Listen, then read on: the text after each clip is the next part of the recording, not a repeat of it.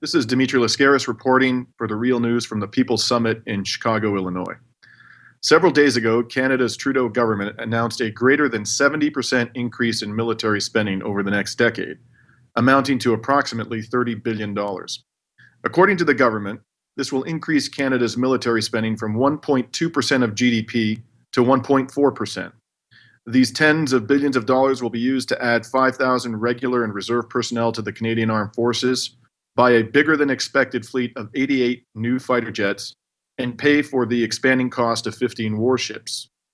Notably, the money will also be used to purchase armed drones. Now here to discuss this with us is Yves Engler, who's joining us from Montreal, Canada. Yves is an activist and author. He's published 8 books, including Canada and Africa, 300 Years of Aid and Exploitation, The Ugly Canadian, Stephen Harper's Foreign Policy, and The Black Book of Canadian Foreign Policy. Yves' most recent book is A Propaganda System, How Canada's Government, Corporations, Media, and Academia Sell War and Exploitation. Thanks for joining us, Yves. Thanks for having me. Yves, before we begin to delve into the announcement and its rationale, I'd like to just visit briefly the announcement by Defense Minister Harjit Singh of the increase. This is some of what he had to say. Today, we set a new course. Reversing a pattern of decline, this new policy will see annual cash funding for defense increase by more than 70% in 10 years. It will grow from $18.9 billion in 2016-17 to $32.7 billion in 2026-27. Strong, secure, engaged is the most rigorously costed and fully and transparently funded defense policy ever produced in Canada. For the first time, national defense and the Canadian Armed Forces will have a 20-year funding commitment. This is laid out black and white today. This transparency will enable long-term planning and effective management of public funds more than ever before. We are also simplifying the structure of the defense budget so that Parliament and the Canadian public will be able to hold governments accountable for defense spending in the years ahead. Now, the day before Minister Singh's announcement, Canada's foreign minister offered a rationale for a dramatic increase in military spending. Let's listen to a bit of what she had to say. Canada's geography has meant that we have always been able to count on American self-interest to provide a protective umbrella beneath which we have found indirect shelter. Some even say, we should therefore free ride on U.S. military power. Why invest billions to maintain a capable, professional, well-funded, and well-equipped Canadian military? The answer is obvious. To rely solely on the U.S. security umbrella would make us a client state. And although we have an incredibly good relationship with our American friends and neighbors, such a dependence would not be in Canada's interest. So, Yves, I'd like to explore with you this notion that Canada is at risk of becoming a client state of the United States if its military spending is not increased dramatically. A few weeks ago, you and I, we had an interview on the Real News where we talked about the extraordinary consistency over a long period of time between Canadian foreign policy and U.S. foreign policy, and that in fact Canadian foreign policy has been very much in lockstep with U.S. foreign policy for decades. Isn't it true when you look at Canada's foreign policies and the amazing correspondence to U.S. foreign policy that in many ways Canada already is a client state of the United States? And is it remotely plausible that by increasing military spending from 1.2% of GDP to 1.4% of GDP, Canada is going to cease to be a client state of the United States? No, I mean, it's incredibly ironic or hypocritical, if you like, that the Trudeau government is saying basically on one hand, we are uncomfortable with the direction Trump is going because he's pulling out of Paris Climate Accord, and we want to develop sort of some greater independence, and then simultaneously massively increase the military spending, which is one of the main things that Trump has been pushing for, which is increasing NATO military spending to the so-called 2% of GDP.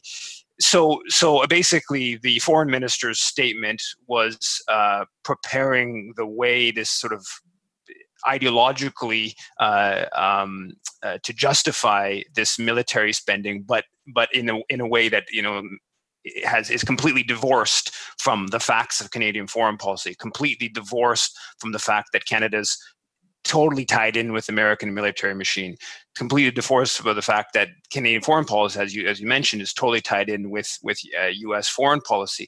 So the increasing Canadian military spending is a way of enhancing the American empire. That's clear as day. There are example after example. Canadian warships right now in the Baltic, in the Middle East.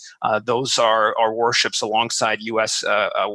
Naval vessels that are enhancing U.S. power, Western power in those regions. You go back to Afghanistan war, you go back to Libya, you go back to even the 2003 Iraq war, where Canada wasn't supposed to be part of it.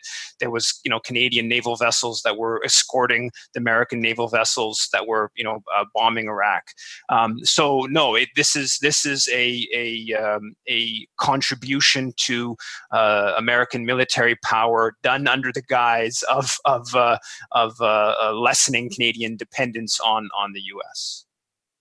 And you mentioned some of the places where Canada has deployed its forces and has used military force, often to quite devastating effect.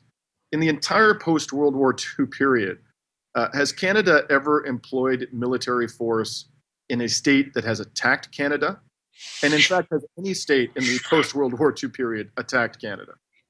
Of course not. And the whole term defense is ridiculous. This is offensive. I mean, even if you look at some of the things that they announced in the military spending increase, well, one of the things they announced was that Canada will buy armed drones. Those are clearly designed to be involved in foreign wars and to bomb other countries, weaker countries. Also, they announced increase in Canadian special forces, more than 600 new special forces. Well, Canadian special forces have been on the ground in Colombia in the early 2000s, in Haiti, the 2004 coup alongside the U.S. and France when they overthrew the elected government in Haiti in 2004. On the ground right now in Iraq. This is not defensive. These are the highly secretive special forces. So they give very little information. And the idea that the Trudeau government's all about transparency, one of the military things they do is really increase the special forces. The whole point of the special forces is that they're secretive. The government can deploy them, and we don't know where they're deployed. We hear little tidbits of information that come out, but we're never never confirmed. The other part of the military spending increase is they stated explicitly offensive cyber attack capacities, increasing the Canadian military's capacity to be engaged in offensive cyber attacks, also increasing the number of fighter jets, maintaining the 15 naval vessels that's going to cost over $60 billion. So this is the spending increases are designed to increase Canada's capacity to exert military power elsewhere. This is not about defense whatsoever. And you can go through, from the Korean War in 1950s, early 1950s, that Canada was part of 27,000 Canadian troops, to bombing Iraq in the early 90s, to the former Yugoslavia late 90s, to Afghanistan through the 2000s, through Libya in 2011, Iraq, Syria more recently. These have always been offensive.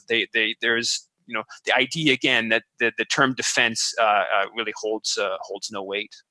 Mm-hmm.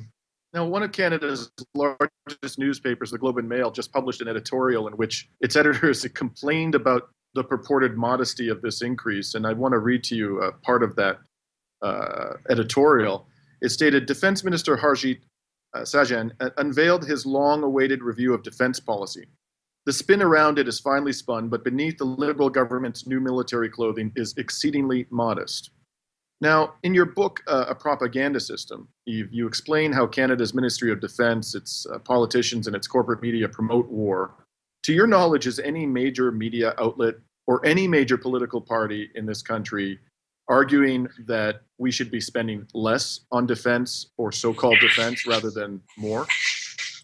No. I mean, the point of the book is to lay out the number of different sort of the institutional basis for Canadian foreign policy and justifying the sort of imperialistic, militaristic Canadian foreign policy. And there are a number of institutes, think tanks in this country set up by military, set up by arms companies or funded by arms companies. They are major voices in the dominant media. You already have a dominant media that's owned by major corporations that receives much of its budget from advertisers, which are other major corporations.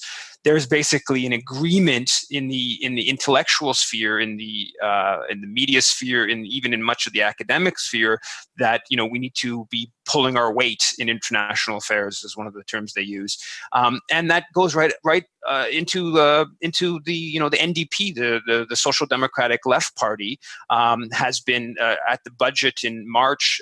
Thomas Mulcair, the head of the NDP, was criticizing the Trudeau government for not putting more money into military spending and saying that our Air Force and naval capacities are weakening.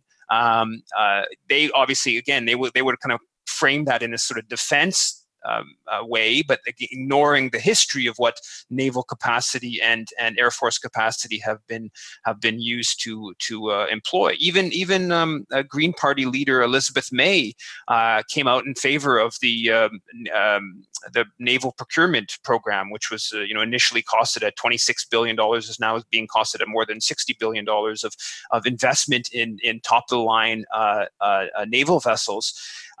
So the political realm, the think tank realm, and the dominant media realm are all basically in agreement that Canada should be spending more on military affairs. But when you actually look at public opinion polls of most Canadians, you find that defense spending, so-called defense spending, is at the bottom of the list of priorities. Consistently, people want money put into Medicare, put money into pharmacare, building a pharmacare program and daycare programs, education.